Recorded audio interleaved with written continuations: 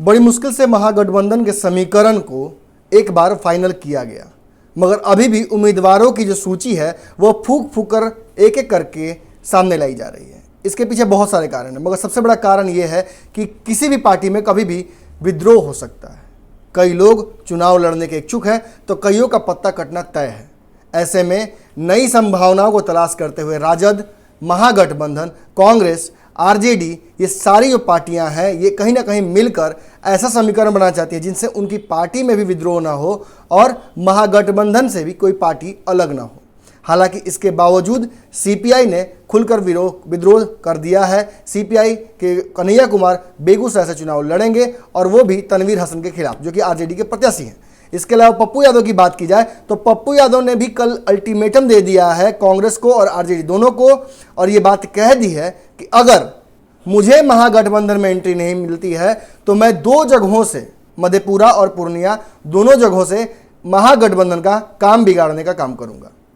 अब इन सारे दावों और धमकियों के बावजूद महागठबंधन कैसे अपने आप को बचा पा रहा है ये तो भगवान जाने, मगर आने वाले चुनाव में महागठबंधन, खास तौर पर अगर बात की जाए तो आरजेडी, क्योंकि कांग्रेस ने अपने आप को बीते कुछ दिनों में काफ़ी मजबूत किया है। कांग्रेस ने ये बात भी नहीं सोचा कि महागठबंधन में आरजेडी क्या सोचेगी। आरजेडी के ऊपर लगातार प्रेशर बनाकर कांग्रेस ने ये साबित कर दिया कि कांग्रेस को नवसृजित ऊर्जा मिली है और वो अपने गठबंधन से, अपने संगठन से अब कॉम्प्रोमाइज़ नहीं करेगी।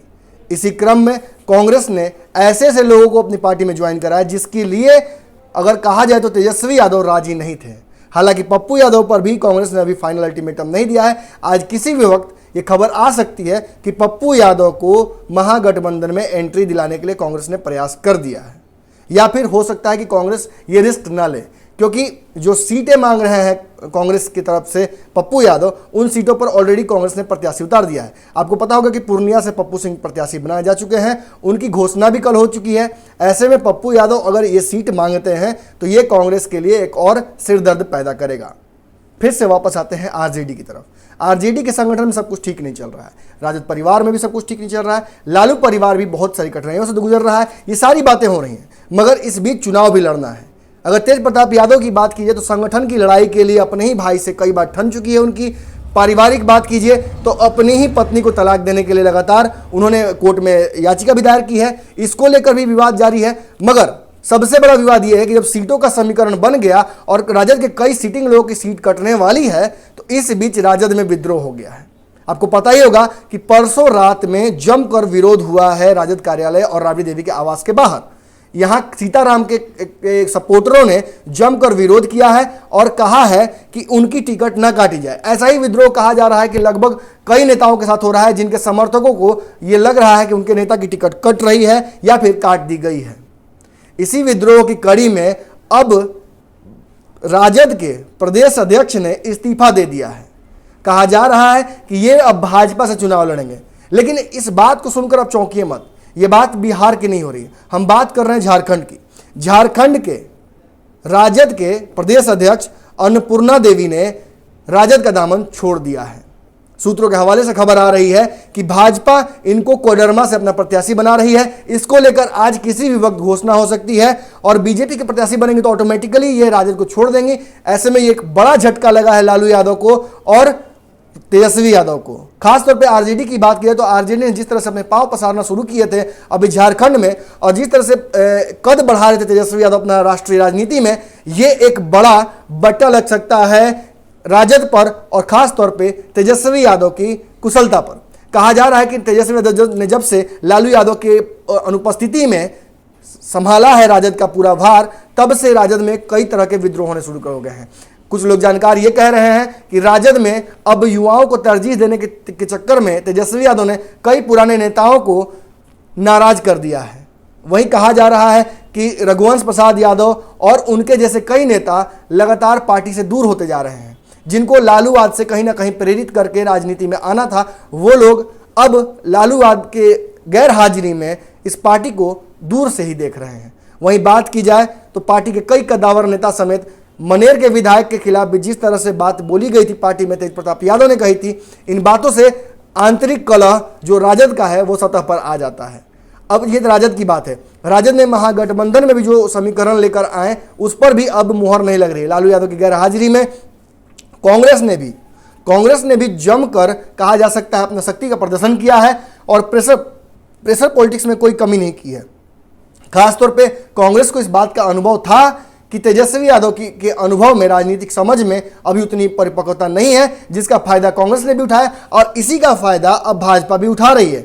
भाजपा के बारे में कहा जा रहा है, भाजपा ने पहले भी सेंधमारी राजद में की है। भाजपा ने बिहार में रामकृपाल यादव को पाटलिपुत्रा की सीट से चुनाव लड़ाकर एक बड़ी सेंधमारी की थी राजद में, जहां से उन्होंने, रामकृपाल यादव ने मीसा भारती को, लालू की बड़ी बेटी को हरा दिया था चुनाव। इस बार फिर से रामकृपाल वहीं से चुनाव लड़ रहे हैं और उम्मीद लगाई जा रही है कि मीसा भारती या फिर भाई वीरेंद्र वहां से चुनाव लड़ेंगे। मगर इन परिस्थितियों की बात अलग है।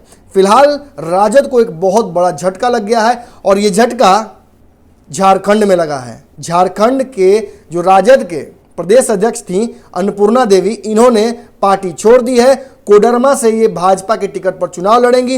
ये बड़ा कयास है, ये सूत्र हमारे बता रहे हैं और इसको लेकर इसलिए हम आश्वस्त होकर आपको बता रहे हैं क्योंकि भूपेंद्र यादव और रघुवर दास जो कि मुख्यमंत्री हैं वहाँ के और भूपेंद्र यादव प्रभारी हैं, इन दोनों से कल ही मुलाकात की है इन्होंने और मुलाकात करने के दौरान इन्होंने विक्ट्री का साइन भी दिखाया है। मतलब साफ है कि जिस तरह से इनकी नज़दीकियाँ बढ़ रही हैं भाजपा के साथ, कहीं एक बहुत बड़ा झटका आरजेडी को लगने वाला है। और इसमें इतना ही नहीं है, इसमें बातें इसलिए हम ये कह रहे हैं क्योंकि भूपेंद्र यादव और रघुवर दास से मिलने के अलावा एक ऐसी बड़ी बात है जिसकी वजह से लगता है कि इनका चुनाव लड़ना, इनका आरजेडी छोड़ना और भाजपा में जाना लगभग तय है। क्यों?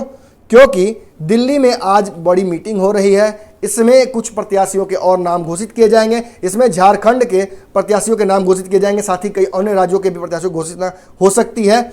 इसको लेकर मंथन चल रहा है और कहा जा रहा है कि बीजेपी ने झारखंड में कई प्रत्याशियों की घोषणा कर दी है, मगर कोडरमा, चतरा और रांची के प्रत्याशियों की घोषणा अभी तक नहीं की है। इसको लेकर बड़ा कयास यही लगाया जा रहा है कि जहां कोडरमा, चतरा और रांची के जगहों पर लड़ाया जाएगा बीजेपी के कैंडिडेट्स को, वहीं कोडरमा से आरजेडी के प्रत्याशी, आरजेडी की जो अन्नपूर्णा देवी जो प्रदेश अध्यक्ष हैं, इनको सीधा वहां से आरजेडी से बुलाया जाएगा और इनको लड़ाया जाएगा कोडरमा से। राजद में अंदरूनी विवाद काफ़ी दिनों से लगातार चल रहा है। सत्ता और संगठन को लेकर लगातार संघर्ष चल रहा है। जहां एक तरफ तेजस्वी यादव ने सत्ता के लिए संघर्ष करना शुरू किया है, वहीं कहा जा रहा है कि तेज प्रताप यादव लगातार संगठन की राजनीति, संगठन पर आधिपत्य जमाने के लिए कई दिनों से जनता दरबार भी लगा रहे हैं। मगर तेज प्रताप यादव कहीं ना कहीं कहा जाए अपने लोगों को टिकट नहीं दिला पा रहे हैं। वहीं बात की जाए तो तेज प्रताप यादव के खिलाफ एक बड़ा डिसीजन ले लिया है आरजेडी ने। उनके ससुर यानी कि उनकी पत्नी के पिता, ऐश्वर्या राय के पिता चंद्रिका राय को छपरा के टिकट से चुनाव लड़ाने की घोषणा की जा चुकी है। घोषणा नहीं हुई, माफ कीजिएगा। इसके लिए अंदरूनी जो कहा जा सकता है माहौल बना दिया गया है। वो भी अपने आप को उम्मीदवार मानकर छपरा पहुंच रहे हैं और छपरा जाकर वहां पे छपरा के लोगों से सघन जनसंपर्क उन्होंने शुरू कर दिया है। एक तरह से उनको हेड स्टार्ट मिल चुका है। ऑफिशियल घोषणा अभी नहीं हुई है। हालांकि ये जो बातें हैं ये कहीं ना कहीं तेज प्रताप यादव को दुखी कर रहे होंगे, क्योंकि आपको पता होगा कि लगभग 1 साल पहले तेज प्रताप यादव की शादी हुई थी ऐश्वर्या राय से। इस दौरान तेज प्रताप यादव लगभग 6 महीने तक लगातार उन्होंने मैनेज करने की कोशिश की, मगर उनका फिर आरोप उन्होंने लगाया कि मेरा अपनी पत्नी से नहीं पटता है, मेरे स्वभाव अलग है और मेरी पत्नी का स्वभाव अलग है। इसके अलावा उन्होंने ये भी आरोप लगाया कि उनको गंवार कहा जाता था, उनको गंवार समझा जाता था और ये जो रिश्ता दोनों परिवारों के बीच में हुआ है, ये रिश्ता नहीं बल्कि एक राजनीतिक समझौता है जिसके तहत चंद्रिका राय को टिकट दिया जाएगा। और आज जब चंद्रिका राय को टिकट दिया जा चुका है तो एक बात स्पष्ट हो गई है कि तेज प्रताप यादव ने जो आरोप लगाया था वो आरोप कहीं ना कहीं सही है।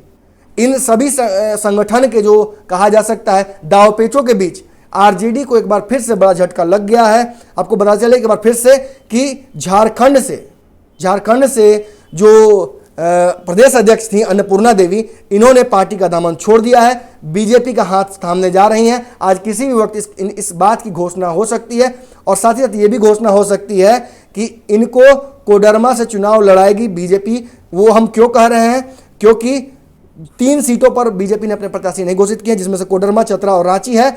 और लगातार अन्नपूर्णा देवी दिल्ली में रेकी कर रही थी, भाजपा के बड़े नेताओं से मुलाकात कर रही थी। इसके अलावा भूपेंद्र यादव जो कि प्रभारी हैं बिहार झारखंड के, इनसे भी मुलाकात उनकी हो रही है। रघुवर दास जो कि मुख्यमंत्री हैं झारखंड के, इनसे भी लगातार इनकी मुलाकातें हो रही हैं। तो एक बात स्पष्ट है कि झारखंड में आरजेडी का एक बड़ा विकेट गिर चुका है। बने रहिए न्यूज़ बिहार पर, खबरों का सिलसिला जारी रहेगा। धन्यवाद।